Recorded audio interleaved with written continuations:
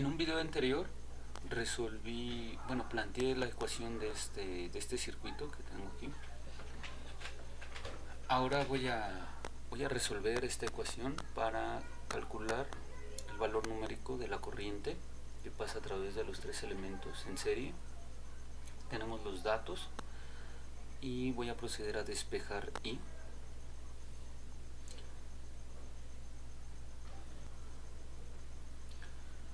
Una vez que tenemos despejada I, conocemos todos los valores, así es que voy a proceder a sustituir los valores.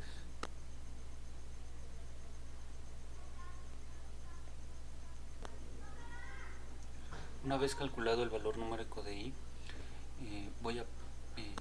el paso siguiente es calcular cada una de las caídas de tensión en las resistencias.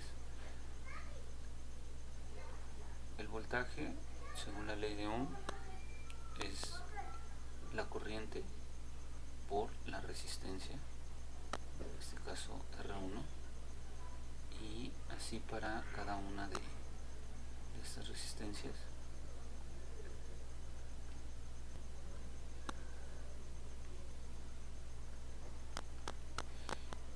Tenemos el valor de la corriente y el valor de la resistencia, y vamos a calcular el valor numérico de cada una.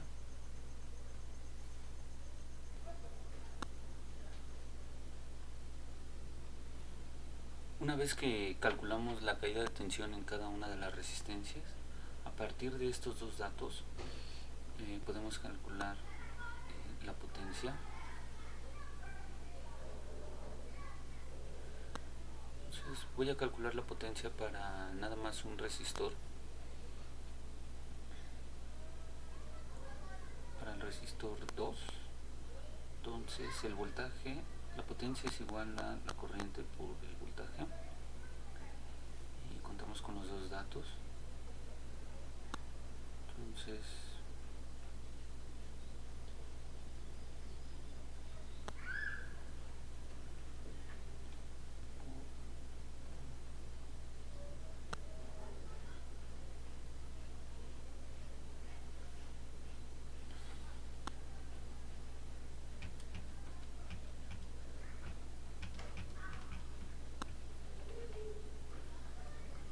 nos queda un valor de 38 watts.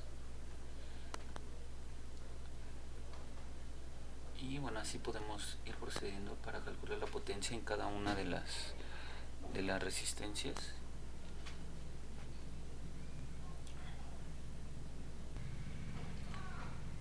En el segundo circuito obtuvimos este sistema de ecuaciones, y voy a pasar a simplificar este sistema de ecuaciones. Una vez que tenemos este sistema de ecuaciones ordenado, vamos a proceder a sustituir los valores.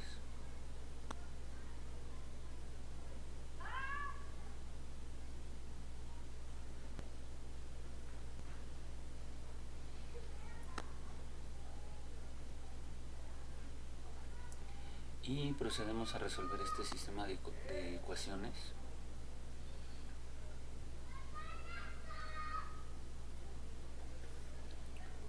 Yo lo voy a hacer por eliminación.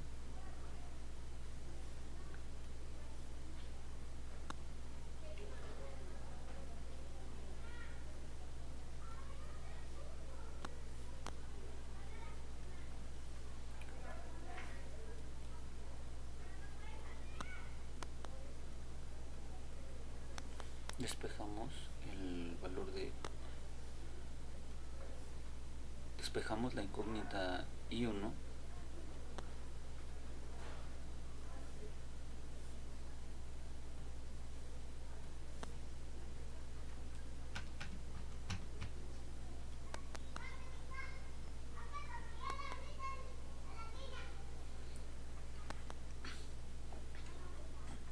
Una vez obtenido este valor, lo sustituimos en una de las ecuaciones y obtenemos I2.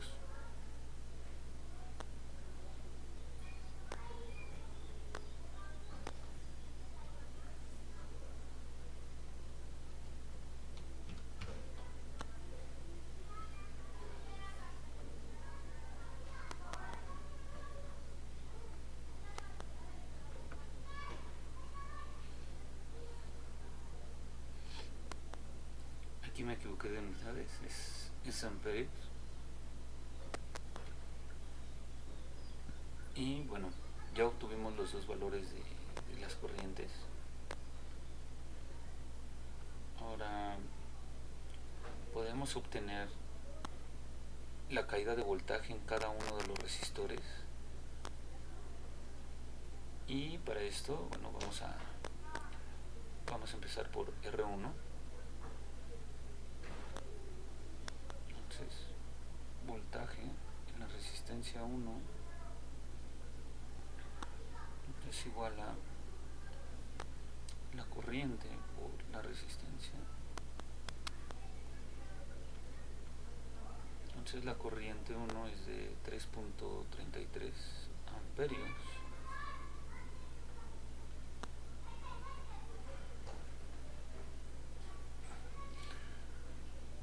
El voltaje en la resistencia 2.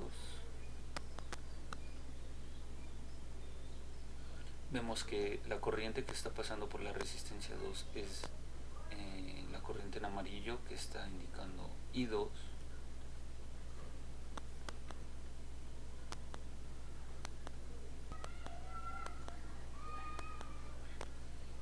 La corriente que está atravesando R3 son dos corrientes, es I1 y I2.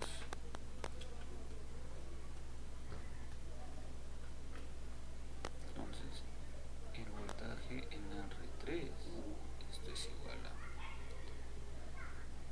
a la suma algebraica, que sería I1 menos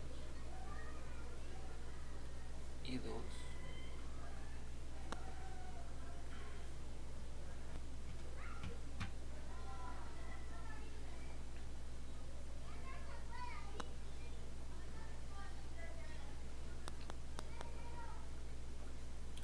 y por último el voltaje, la caída de voltaje en R4.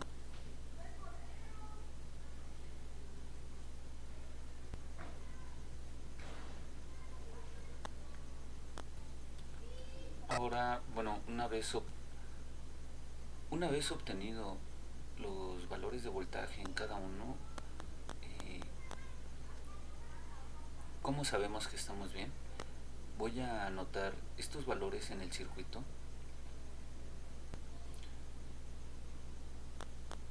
Una forma de comprobar que estamos haciendo las cosas bien es sustituir los valores obtenidos de corriente en el sistema de ecuaciones que se obtuvo inicialmente. Si introducimos los valores de corriente y los valores de resistor y se satisface la ecuación, bueno, está correcto nuestro cálculo. Otra forma es utilizando un poquito la lógica. Si nos fijamos entre los nodos B y D, tenemos un voltaje en R3 y esta resistencia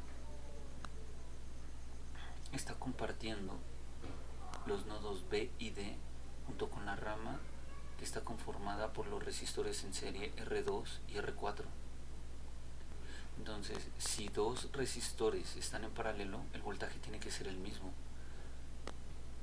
Por lo tanto, el voltaje en R2 más el voltaje en R4 debe de ser lo mismo que el voltaje, la caída de tensión en R3. En R2 tenemos 2.2 y en R4 4.44 y esto nos da este voltaje.